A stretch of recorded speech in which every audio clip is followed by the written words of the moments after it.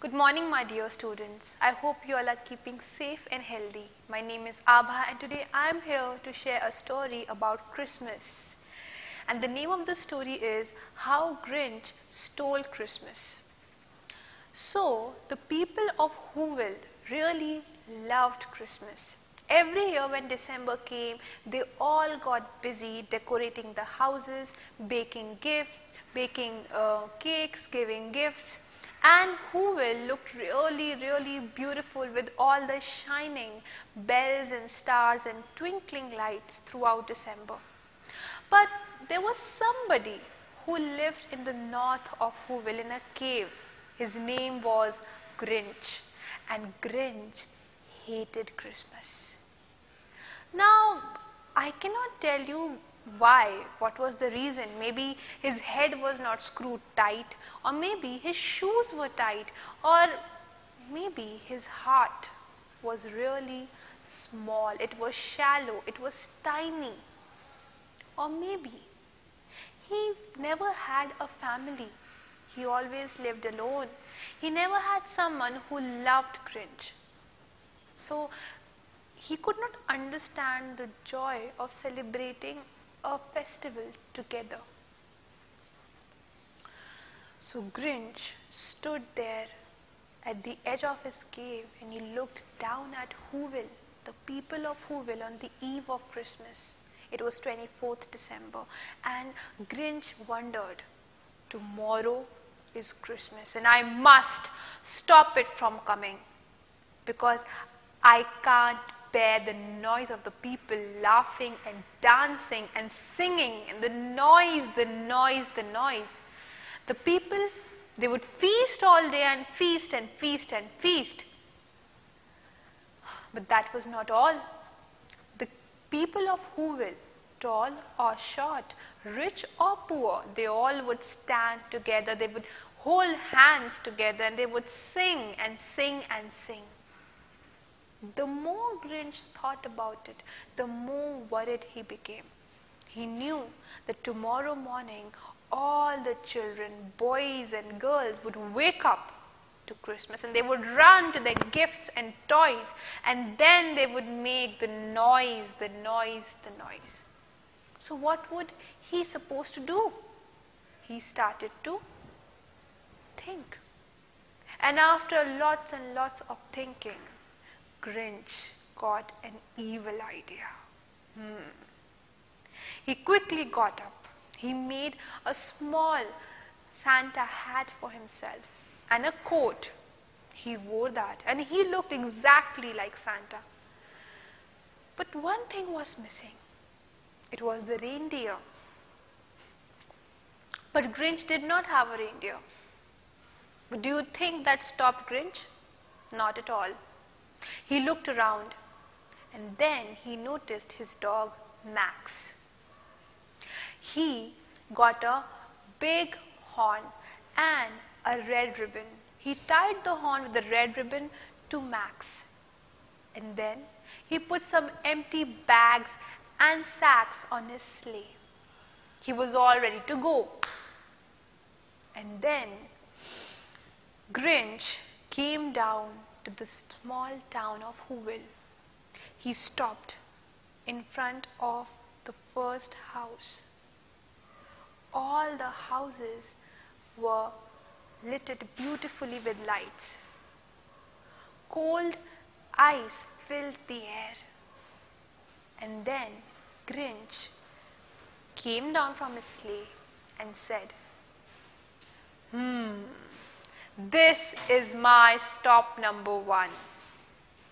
He tried to peep inside from the windows, and then quietly he went up to the chimney and went down.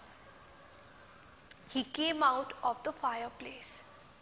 The first thing he saw were the socks and stockings that were hanging from the mantelpiece. He said, "Ha ha!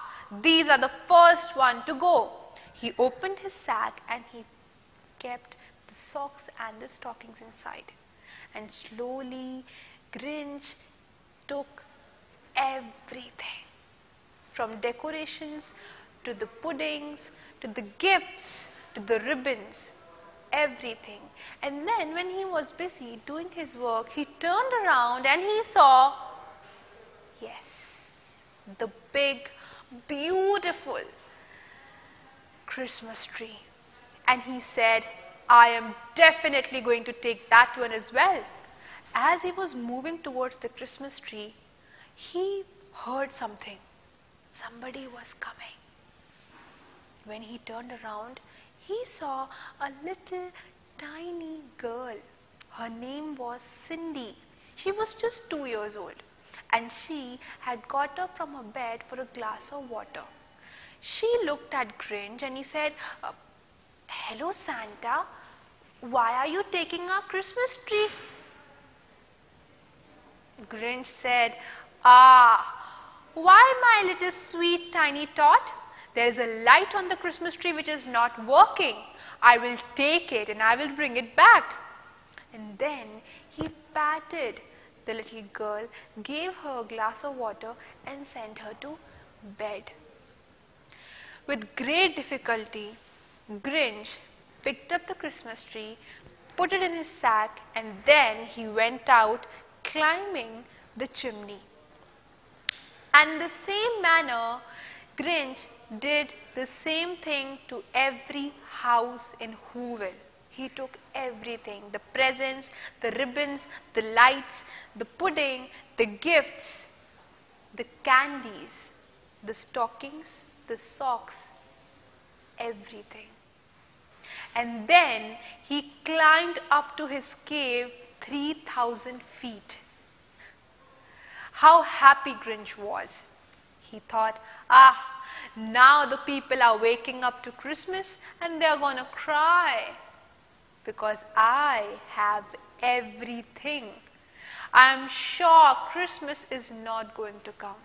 And I must hear the sound of the scream, of the mourning, of the crying. I am going to enjoy that. And yes, there was a sound. It turned into a louder noise, and more louder, and more louder, and more louder. It started to start and grow and grow and grow. Then Grinch put his ear to the sound. But it did not sound sad. It sounded merry. Grinch was shocked and he was furious. He said, how is that possible? How can the people of Whoville be happy? I have everything that makes Christmas. They have nothing. How can they be happy?